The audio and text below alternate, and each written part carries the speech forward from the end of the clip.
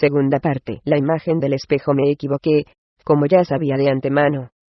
En los momentos en que consigo sobreponerme a la ira ciega que me embarga, me doy cuenta de lo temerario de mis acciones, de que el fin me aguarda de modo inevitable en las laderas de estas montañas. ¿No será precisamente que llevo ansiando tal fin desde la caída de Sayos? No estaré ansiando que la punta de una sagalla ponga definitivo punto final a mis sufrimientos. La ofensiva de los orcos sobrepasa con creces cuanto nos imaginamos al tropezamos con los 2 enanos de la ciudad de la Felvar malheridos por los brutos. Los orcos esta vez cuentan con organización y estrategia. Por lo menos han sabido aliarse en la lucha contra el enemigo común. Todo el norte está en peligro, y el peligro es especialmente acuciante en el caso de Mitrilach. No me extrañaría que los enanos acabasen por refugiarse tras los muros de la ciudad en previsión del masivo asalto de los orcos. La amenaza explícita que se cierne contra la que un día fue mi ciudad, me lleva a golpear a los agresores allí donde puedo. Es posible que mis golpes dificulten en cierta medida el despliegue de los invasores, y sirvan de alguna ayuda a los enanos. ¿O acaso se trata de simples justificaciones por mi parte? No haría mejor en no engañarme a mí mismo. Sé bien que, aunque los orcos se hubieran retirado a sus agujeros tras la caída de Sayos, yo no habría emprendido el regreso a Mitrilach. Más bien habría perseguido a los orcos allí, a donde fueran, con las cimitarras, siempre prestas al combate, y con Genuibar a mi lado. Habría seguido atacándolos como hago ahora, disfrutando del único placer que me queda en esta vida, verter sangre de orco. Como los odio. Pero, de veras se trata de una pura cuestión de odio. Todo me resulta muy confuso. Cuando golpeo a mis enemigos, veo a Bruenor en el torreón en llamas, precipitándose hacia la muerte. Golpeo y veo a Egifain herida de muerte en aquella estancia. Golpeo, y, si hay suerte, no veo nada más que la confusión del momento. Mis instintos pueden con mi mente racional, y en ese instante, me siento en paz conmigo mismo. Y sin embargo, cuando todo ha terminado, cuando los orcos están muertos, o en fuga, muchas veces me encuentro consecuencias inesperadas. ¿Cuánto daño he causado a Genuibar estos últimos días? La pantera siempre acude a mi llamada y lucha, siguiendo mis órdenes y sus propios instintos. Jamás se queja cuando la obligo a combatir contra unos enemigos temibles. O oigo sus rugidos de dolor cuando su cuerpo está siendo estrujado por la manasa de una giganta, pero tales rugidos no esconden la menor acusación contra mi persona. Y cuando más tarde vuelvo a llamarla, siempre acude a mi lado desde su plano astral, sin la menor vacilación. Lo mismo sucedía cuando me encontraba en la Antípoda Oscura, poco después de abandonarme en Soberranzan para siempre. Genuibar es el único vínculo que me liga a cuanto de humano sigue habiendo en mí, la única ventana al exterior que existe en mi alma y mi corazón. Entiendo que haría mejor en separarme de ella para siempre, en confiársela a alguien más capacitado, pues no espero salir de esta con vida. Me aterra que la estatuilla que me sirve para convocar a Genuibar, la vinculación con el espíritu astral de la pantera, pueda acabar en las sucias garras de un orco. Y sin embargo, no me veo capaz de dirigirme a Mitrilach para confiar la pantera a los enanos. Del mismo modo que no puedo abandonar mi propio camino, no puedo aventurarme por él, sin la pantera a mi lado. Quizás soy débil. ¿Acaso soy un necio? Sea lo que sea, no estoy dispuesto a poner punto final a mi particular ofensiva contra los orcos. Pienso seguir vertiendo la sangre de esos brutos hasta el último aliento. Esas bestias son las causantes de mi dolor, y pienso hacérselo pagar con creces, hasta que mis manos debilitadas no puedan ya aguantar las empuñaduras de mis cimitarras, hasta que caiga muerto sobre las piedras. Espero que Genuibar logre liberarse de la atracción de la mágica estatuilla, que su voluntad consiga sobreponerse a la llamada a este plano astral. Yo creo que lo conseguirá, que si un orco algún día registra mi cadáver, se hace con la estatuilla, y de un modo u otro se las arregla para hacer uso de ella, lo único que logrará será convocar a su lado el instrumento de su propia muerte. Tal es mi esperanza, cuando menos. ¿Acaso se trate de otra mentira, de otra justificación? Es posible que me haya dejado cegar por una espesa maraña de mentiras piadosas. Tan solo tengo la certeza del dolor de mis recuerdos y el placer de la cacería, un placer del que pienso seguir disfrutando hasta el final. Drizzt orden 8. Un carácter obstinado. Drizzt estaba mirando fijamente al elfo que acababa de pronunciar su nombre. Por un momento, creyó reconocerlo vagamente, aunque no consiguió ubicarlo. «Tenemos unos ungüentos que acaso puedan aliviar tus heridas», informó el elfo. Cuando éste dio un paso al frente, Drizzt retrocedió un paso atrás. El elfo se detuvo y levantó las manos. «Han pasado muchos años», apuntó. «Me alegra ver que estás bien». Drizzt no dejó de sorprenderse ante la ironía de que el otro considerase que se encontraba bien.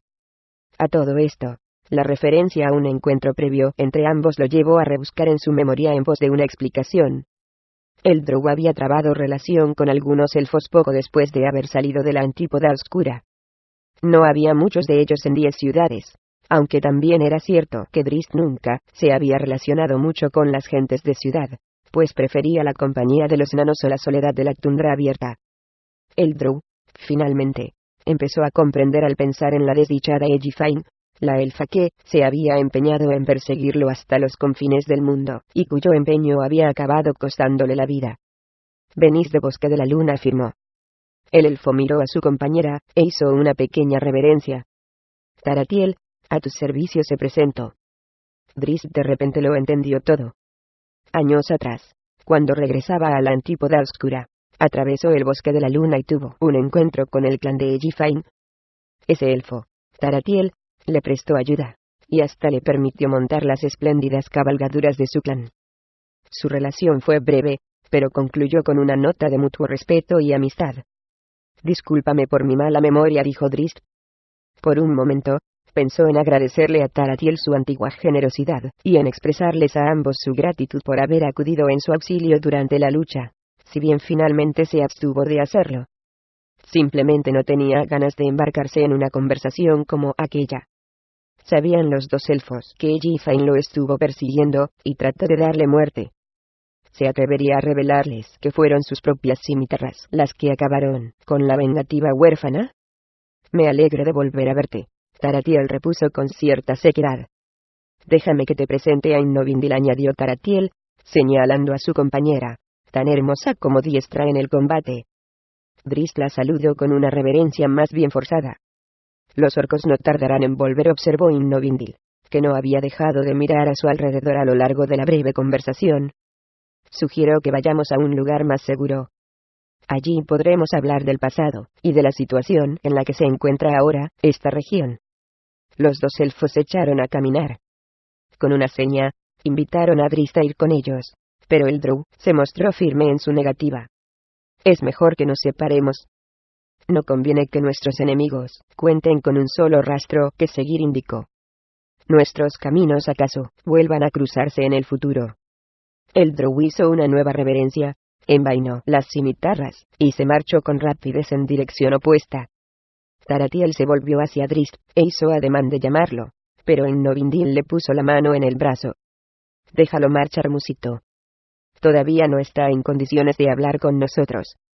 Él es el único que nos puede explicar qué ha sido de Edgifine», protestó Taratiel. «Ahora, ya sabe quiénes somos», explicó ella. «Cuando quiera hablar con nosotros, ya nos encontrará. En todo caso, haríamos bien en explicarle que Edgifine anda buscándolo». Innovindil se encogió de hombros, como si la cuestión careciese de importancia.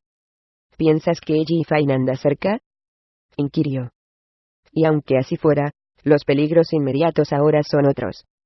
Taratiel seguía mirando al Drow con insistencia, pero no trató de soltarse de Innovindil. «Verás como muy pronto intenta dar con nosotros», prometió Innovindil. «Lo dices como si lo conocieras», dijo él.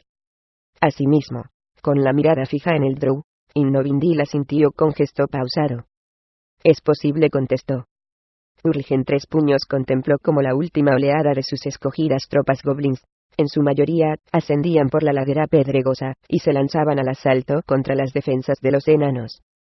Haciendo caso omiso a la rápida transformación de sus gritos de ánimo en aullidos de agonía, el comandante orco estudió a los defensores con atención.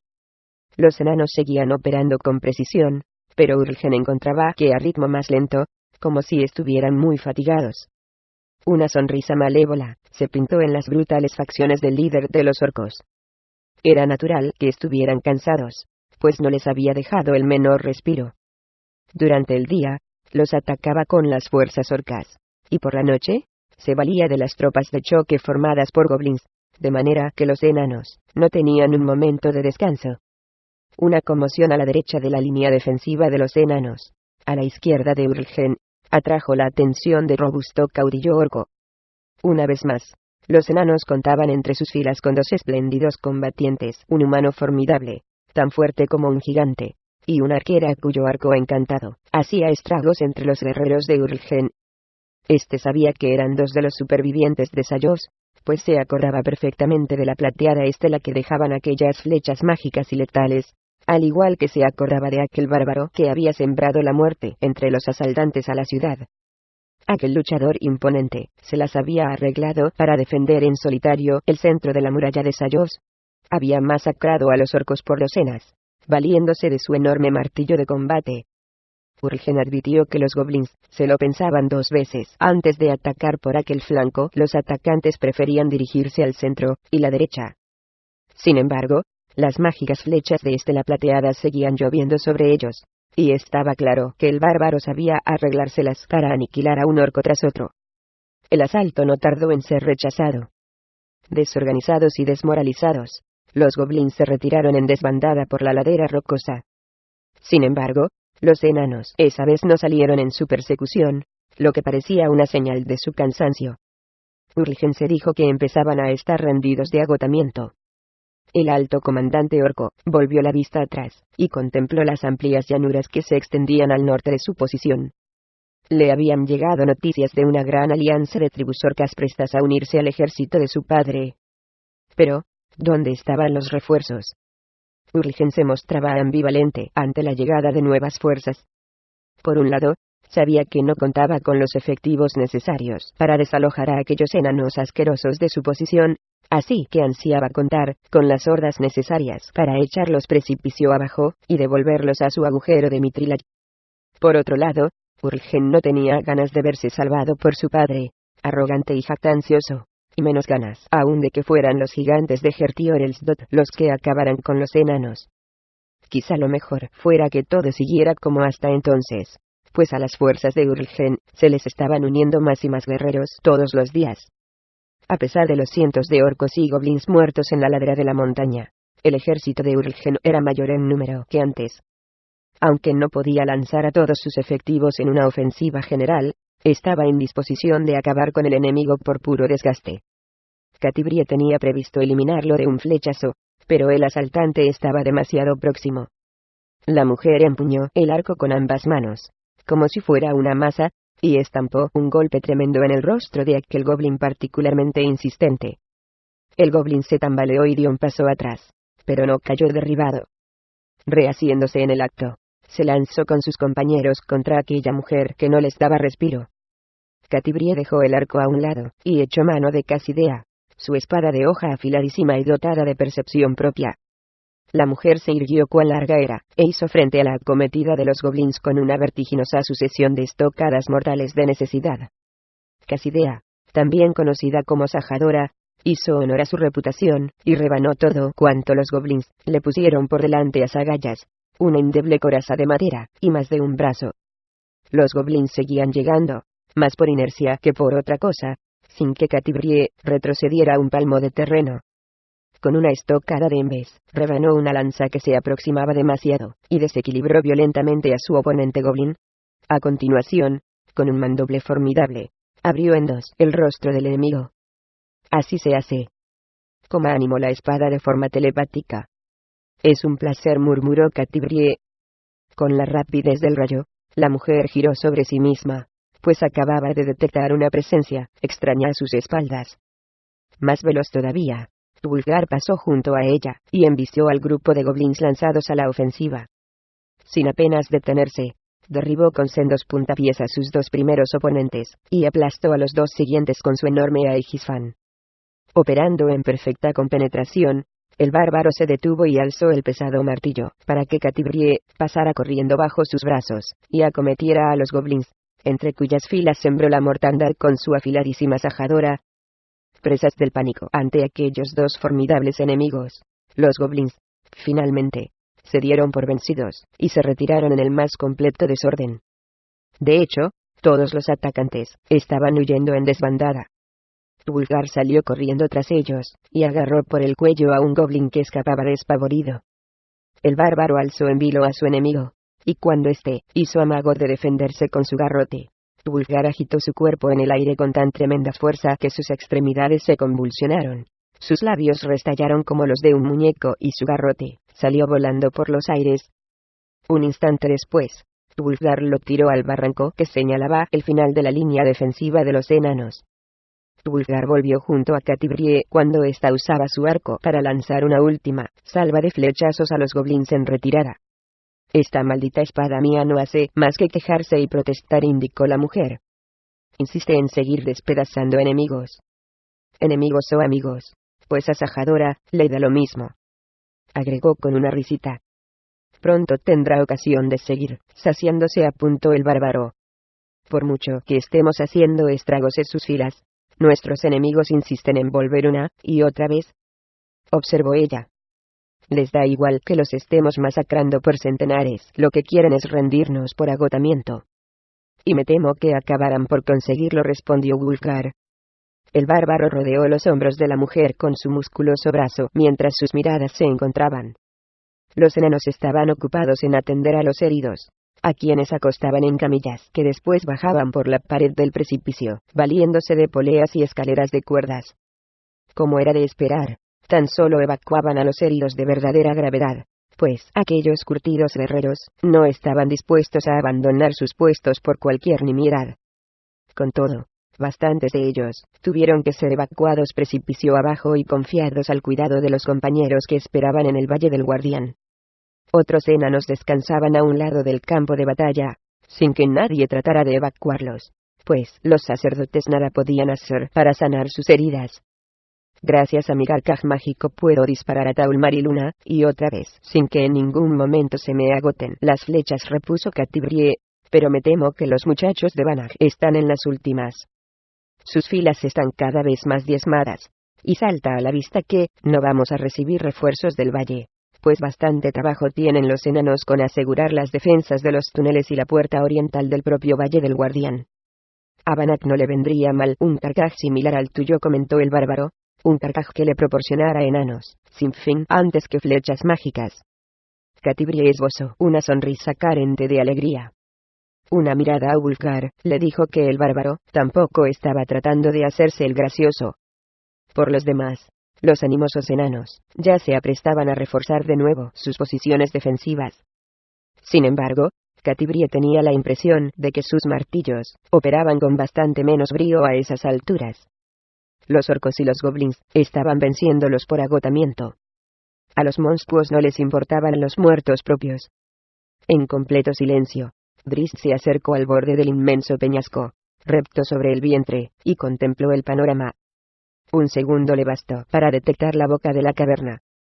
Ante sus ojos apareció la elfa, que se aproximó a la cueva, llevando un pegaso por las riendas. El gran corcel tenía un ala atada al costado, en una especie de cabestrillo, según adivinó el drow, aunque el animal no se mostraba particularmente incómodo o malherido. Bajo la mirada atenta de Drizzt, mientras el sol se ponía a sus espaldas, la elfa empezó a cepillar el reluciente pelo blanco del pegaso, y a cantar, con voz que da una tonada que el drow encontró dulce a más no poder. Todo parecía tan normal, tan cálido, y tan rebosante de paz. El otro pegaso apareció volando por los aires. Drizzt se encogió ligeramente mientras Taratiel descendía hasta situarse a pocos metros de su compañera. Tan pronto como los cascos de la cabalgadura tocaron la piedra, el elfo desmontó con presteza y se acercó a Innovindil, quien a su vez le entregó un cepillo para que limpiara el pelaje del otro corcel. Drizzt contempló a la pareja con una mezcla de esperanza y amargura, pues en ellos veía el reflejo de lo que Ghifain pudo haber sido, y ya nunca sería. La injusticia de lo sucedido llevó al drow a apretar los puños con fuerza, a cerrar los dientes con rabia, y a desear encontrarse con nuevos enemigos a los que aniquilar. El sol se escondió tras el horizonte y las sombras empezaron a cubrir la tierra. El uno junto al otro, los dos elfos llevaron sus cabalgaduras al interior de la caverna. Drizzt rodó sobre sí mismo, se tumbó de espaldas, y contempló las estrellas relucientes en el cielo. Con la mano, se frotó el rostro fatigado, y de nuevo pensó en Egiphain, y también en Bruenor. De nuevo se preguntó por lo sucedido, por el sentido de tanto sacrificio, por el resultado que le había deparado su insistencia en atenerse a su código moral. El Drow sabía que era mejor que se dirigiera cuanto antes a Mithril, que tratara de averiguar si alguno de sus amigos había sobrevivido al asalto a Sayos. Pero aún no estaba en condiciones de hacerlo. Todavía no. En ese momento, se dijo que tenía que salir de su escondite y hablar con los dos elfos, con la gente de Egiphain, explicarles lo que había sido de ella, y expresarles su dolor por lo sucedido. Con todo, la perspectiva de contarle tan triste historia a Tarathiel hizo que siguiera inmóvil. Sumiéndose en el desespero, el Drow rememoró el día más triste de su vida. Por fin, se levantó sobre el peñasco, y salió corriendo entre las sombras crecientes. Tras recorrer el par de kilómetros que lo separaban de la pequeña cueva, Drizzt permaneció largo rato sentado en silencio, acariciando el casco con un solo cuerno que había rescatado de las ruinas. Su tristeza era cada vez más profunda. El Drow sentía que la negra noche lo iba envolviendo poco a poco, que las tinieblas acabarían por engullirlo y destruirlo. Drizzt recurrió a la única arma capaz de liberarlo de su desespero. Por un momento, pensó en convocar a Genwibar, pero finalmente se abstuvo, pues la pantera no había descansado lo suficiente como para reponerse de las lesiones que la giganta le había infligido. El cazador salió de su cueva determinado a matar en solitario a más enemigos,